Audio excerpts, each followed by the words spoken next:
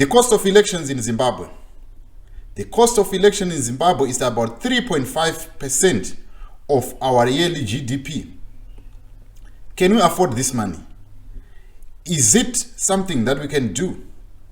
These past by-elections have costed the country $80 million. $80 million, we are not talking about the money that the political parties used during the campaign of these elections. It's even more. But what is worrying is, can we afford to do this when we have dilapidated schools and we have our health system not working? Let's get into the numbers. Hello and welcome to JCTV Africa. We will look at issues that are happening in Zimbabwe and across Africa. Today we are taking a closer look at the cost of elections in Zimbabwe. One man, Morgan Komichi, once said, "We don't need elections, we need dialogue." People might say, "Oh, he's afraid of Nelson Chamisa," but I want to paint a picture to you how much it cost us as a nation to have elections in Zimbabwe. In 2018 alone, we used $270 million US. The numbers are even staggering. In South Africa, the cost of them elections in the past year, 2021, it was 1.9 billion rands, which is equivalent to 129 million US. And South Africa had 23,000 polling stations, which is more than us having harmonized elections. Where are we getting it wrong? Do you know that in Zimbabwe, we do not have a working machine to treat cancer? So for you to get an understanding of how bad things are, right now the whole of Zimbabwe with 15 million people does not have a single working radiotherapy cancer machine.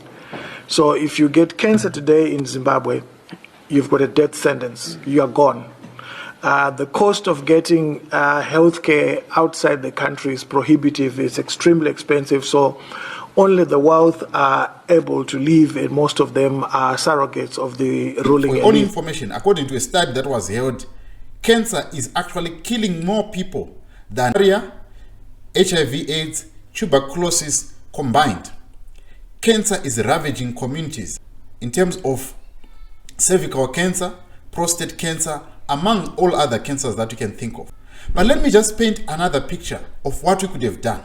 A cancer machine cost about $2 million US.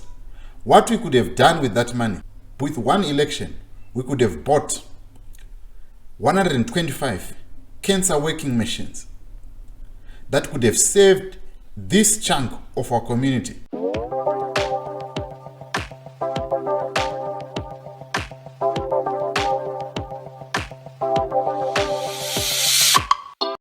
In the upcoming elections, ZANU-PF is actually planning to have $140 million US only for campaigns, which is more than what South Africa used in their municipal elections, which is nationally. Where are we getting it wrong? Rwanda, between 2019 up to 2021, they have built 25,000 classrooms. Partly funded by the World Bank, Rwanda has used $228 million US to build 25,214 classrooms, which translate to 17,414 used for primary school, 3,591 for secondary school, and 1,500 for ECD. With a population of 5 million less than of Zimbabwe and a GDP that is also 2 times less than that of Zimbabwe. We could do more. While our government is promising to build 3,000 schools by 2025, I feel like we are not getting our priorities right. The money that we're spending on elections is actually even more than what we could have used to buy our cancer machines, refurbish our schools, or build new ones, but we are spending this bill on elections. Was it necessary for us to have elections? Maybe Douglas Monzora can answer that. Was it necessary for him to do the recalls? Was it necessary for him to break away the opposition? And was it necessary for us to have these by-elections?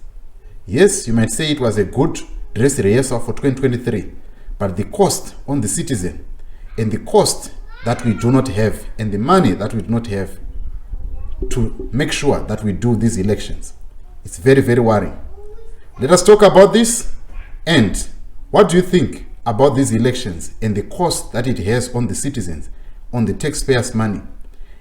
Why are we continuing doing elections and not having to build our infrastructure or build the roads or make our hospitals to work again? Thank you so much for watching. I'll see you again on the next video. Please subscribe to JCTV Africa and follow us on Facebook and Twitter.